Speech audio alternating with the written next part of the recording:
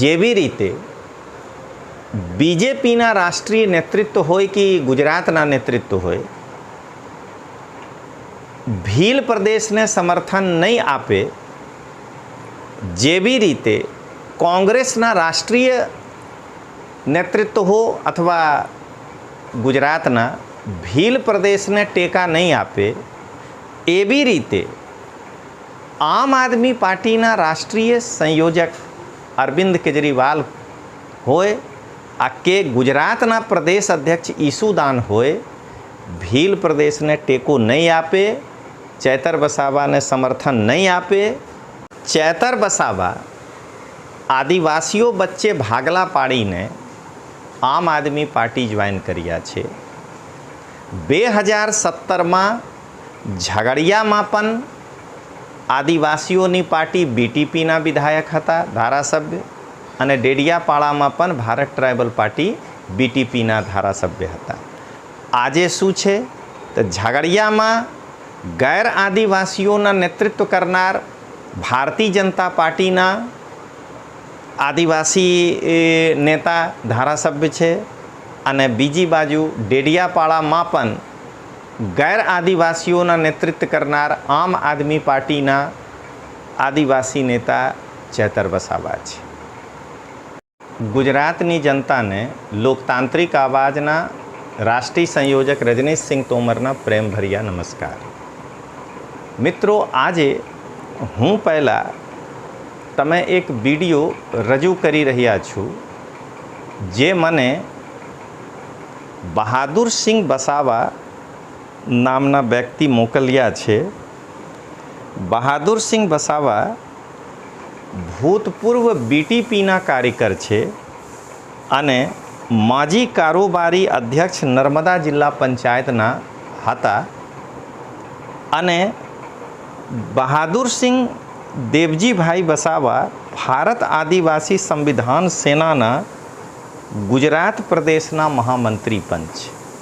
તો તમે પહેલાં આ જુઓ કે બહાદુરસિંહ વસાવા પોતે ચેતર વસાવા વિશે શું કહી રહ્યા છે અને આદિવાસી એકતા કેવી રીતે જળવાઈ રહી શકે તેના માટે શું કહી રહ્યા છે. તો તમે પહેલાં વિડીયો જુઓ.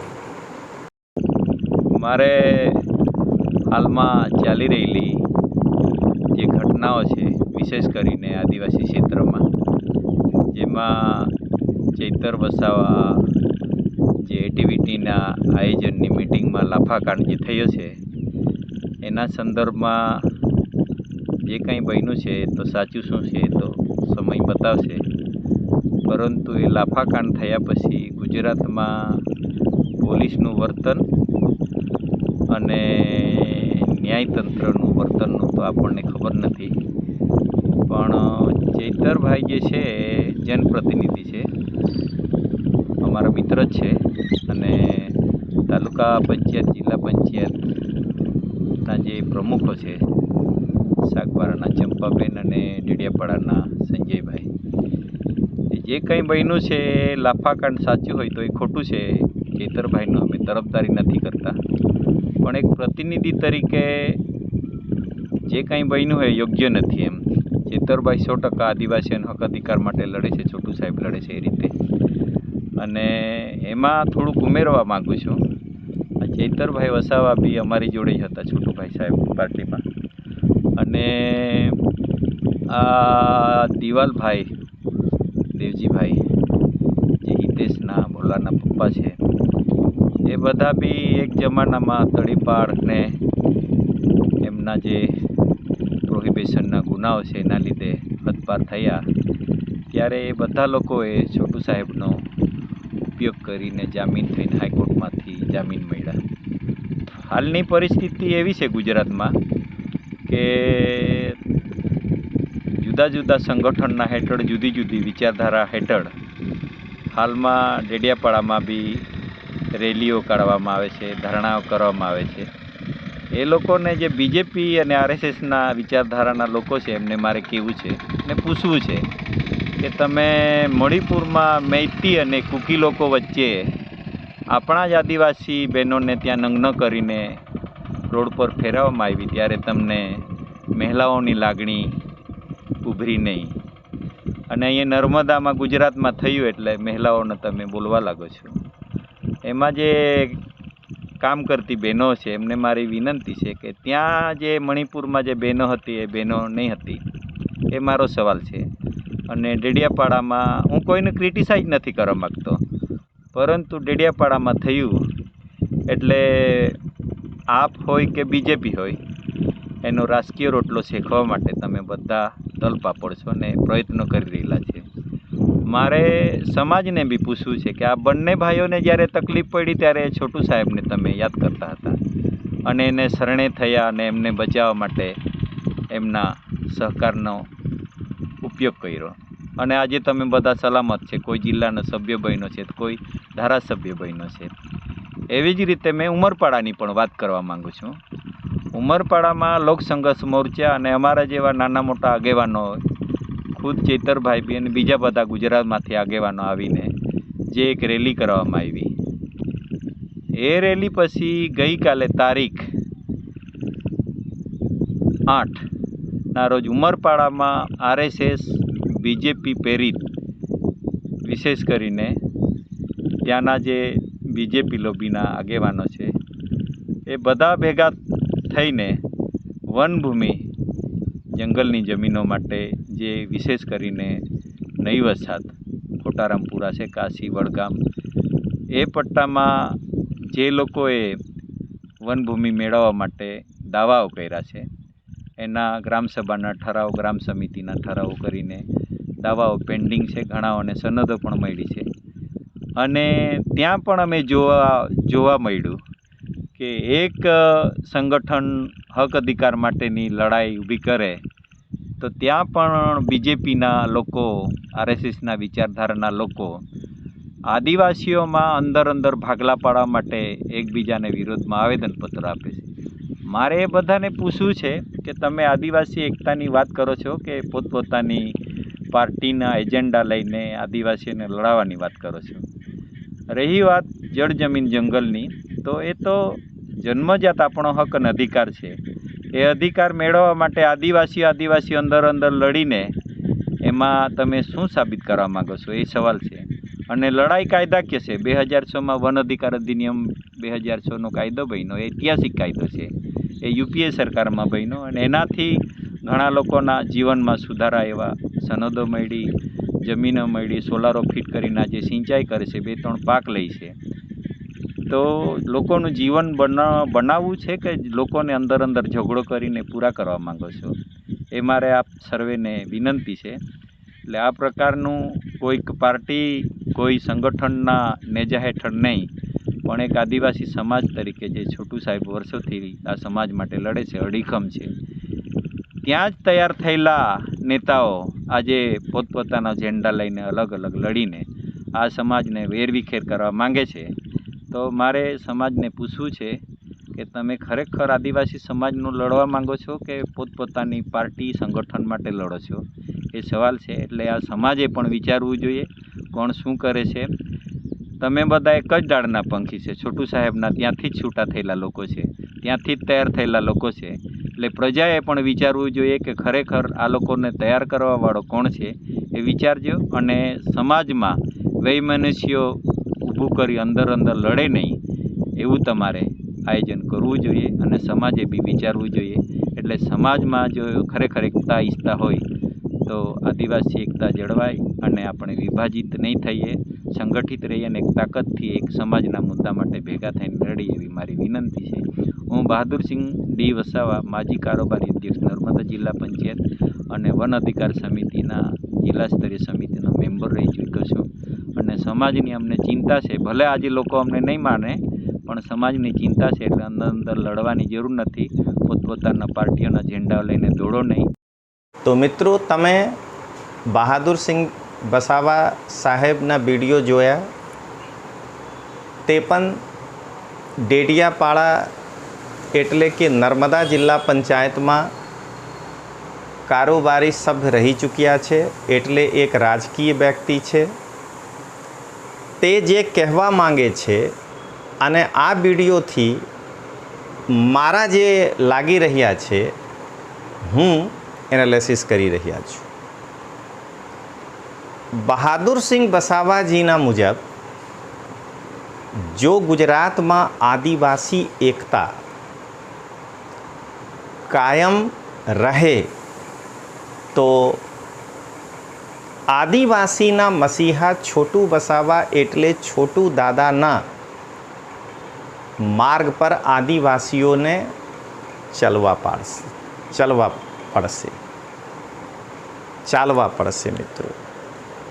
પહેલા મુદ્દા એ છે કે બહાદુરસિંહ વસાવા એ કહી રહ્યા છે કે જો આદિવાસી એકતા આદિવાસી ભાઈઓ વચ્ચે કાયમ રાખવાના હોય તો આદિવાસીઓને આદિવાસી મસીહા છોટુ દાદા એટલે છોટુ વસાવાના માર્ગ ઉપર ચાલવા પડશે ના કે ચૈતર વસાવા જે આદિવાસી સમાજમાં કહી શકો છો કે ભાંગન પાડવાના પ્રયાસ કરી રહ્યા છે, આના રસ્તે નહીં ચાલવાનું. આજે હું આદિવાસી પ્રજાને છોટુ દાદા વિશે વાત કહીને પોતાના મંતવ્ય પૂરા કરું. જ્યારે ભારત ટ્રાઇબલ પાર્ટી ગુજરાતમાં હતા અને તેના અધ્યક્ષ છોટુ દાદા હતા. તમે આદિવાસી સમાજના ભૂત જોઈ લો. વિશુદ્ધ આદિવાસી નેતા જેના ભાજપથી હોય ના કોંગ્રેસથી હોય, બીટીપીથી 2 ધારાસભ્ય જે આદિવાસીઓ માટે લડી શકે, જેના ઉપર ના ભાજપના કોઈ પણ દબાણ હોય ના કોંગ્રેસના, તે હતા. જ્યારે ચૈતર વસાવા આવીને આદિવાસીઓ વચ્ચે જે એકતા હતા એમાં ભાગલા પાડ્યા છે. તમે જોઈ લો, ઝઘડિયાથી આદિવાસીઓની પાર્ટી બીટીપી વિધાનસભામાં હારી ગઈ. ડેડિયાપાડાથી આદિવાસીઓની પાર્ટી બીટીપી હારી ગયા. આ બંને જગ્યા કોણ પાર્ટી જીત્યા છે? તો ઝઘડિયાથી ગેર આદિવાસીઓની પાર્ટી જે બીજેપીના છે તેમના સભ્ય આદિવાસી છે, અને ડેડિયાપાડામાં તાનાશાહ ભ્રષ્ટાચારી અને ગેર આદિવાસીઓની પાર્ટી આમ આદમી પાર્ટીના સભ્ય છે.